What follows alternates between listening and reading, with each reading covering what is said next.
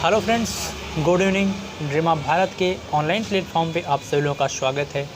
Friends, हम पुनः उपस्थित हैं, क्लास को कंटिन्यू करेंगे और आज हम लोग बात करेंगे मध्यकालीन इतिहास का एक टॉपिक है, बहमनी साम्राज्य के बारे में थोड़ा सा डिटेल से चर्चा करेंगे।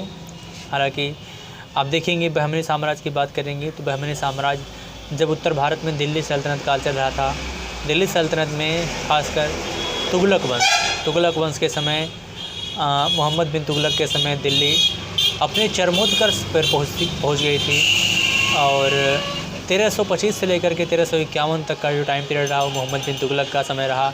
और मोहम्मद बिन तुगलक के समय सल्तनत का सबसे बड़ा साम्राज्य था। उसके समय कुल लगभग 23 प्रांत थे। तो जाहिर सी बात है, अगर इतना बड़ा साम्राज्य होगा, इतना बड़ा एम्पायर होगा, तो जाहिर सी बात है शासन प्रशासन संबंधित ढेर सारी चुनौतियाँ आपके सामने आएगी, ढेर सारे विद्रोह भी होंगे निसंदेह। तो मोहम्मद बिन तुगलक के समय सल्तनत का सर्वाधिक विद्रोह भी हुआ, कुल 37 विद्रोह हुए और अकेले ही जिसमें 27 विद्रोह दक्षिण भारत में हुए। इन्हीं विद्रोहों में एक विद्रोह दक्कन में हुआ था जिसका नेतृत्व कर रहा था अलाउद्दीन हसन बहमन शाह उर्फ हसन गंगू। अलाउद्दीन हसन बहमन शाह उर्फ हसन गंगू इसने नेतृत्व किया। 1347 ईस्वी में इसने दक्कन में बहमनी साम्राज्य की स्थापना की और अपने आप को यह ईरान के बहमन शाह का वंशज मानता था, हसन गंगू। और गुलबर्गा इसने अपनी राजधानी बनाया। हालांकि बाद में उसका नाम बदल करके इसने एहसानाबाद कर दिया था। गुलबर्गा इसकी राजधानी थी, बाद में उसका परिवर्तित नाम क्या गया था, एहसानाबाद गया था। लगभग 18 सुल्तानों ने मिल करके, 18 शासकों ने मिल करके 180 वर्षों तक स्वतंत्र रूप से शासन किया। इसी का समकालीन एक और भी सुदूर दक्षिण में हिंदू साम्राज्य था जिसका नाम था विजयनगर साम्राज्य। दोनों के मध्य लगातार निरंतर संघर्ष होता रहा, 200 वर्षों तक यह संघर्ष चलता रहा।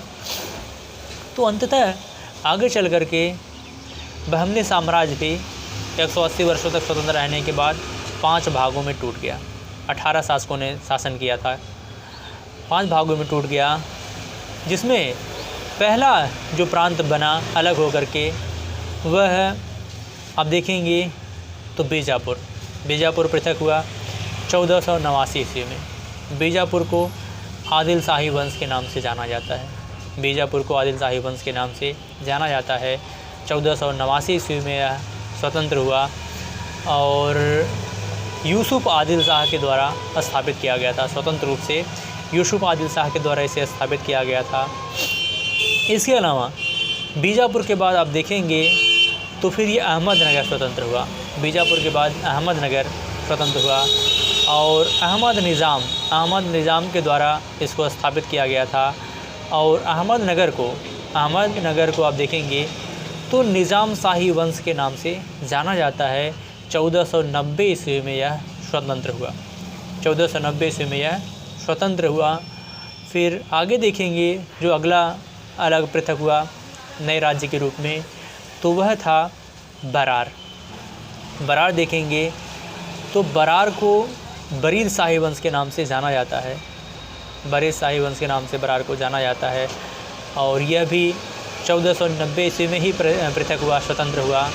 कासिम बरीद के द्वारा इसे स्थापित किया गया था, बरीद शाही वंश को, जिसे बरार के नाम से जाना जाता है। इसके अलावा आप देखेंगे तो अगला जो प्रांत के रूप में पृथक हुआ वह था गोलकुंडा की बात करेंगे तो गोलकुंडा को कुतुब शाही वंश के नाम से जाना जाता है गोलकुंडा को।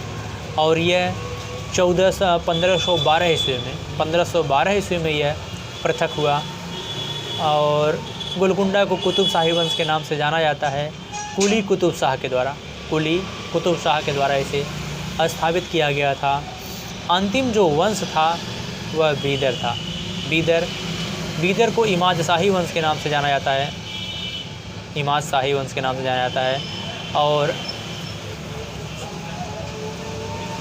बीदर को बरीद शाही वंश के नाम जाना जाता है। बरार को इमाद शाही वंश के नाम जाना जाता है ना।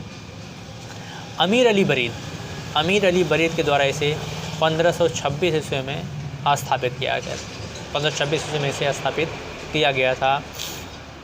हालांकि आप जानते हैं कि दोनों के मध्य, विजयनगर और बहमनी साम्राज्य के मध्य भी 1526 ईस्वी में ही 1565 ईस्वी में 1565 ईस्वी में तालीकोटा का युद्ध हुआ था। और तालीकोटा के युद्ध में बरार को छोड़ करके बीदर, बीजापुर, गोलकुंडा और अहमदनगर चारों मुस्लिम राज्यों ने मिलकर के एक मुस्लिम संघ बनाया था, जिसमें विजयनगर साम्राज्य की पराजय हुई और इसी के साथ विजयनगर का पतन भी हो जाता है। तो इसी के साथ टॉपिक समाप्त होता है। आप हमें इजाज़त दीजिए। जय भारत, जय हिंद।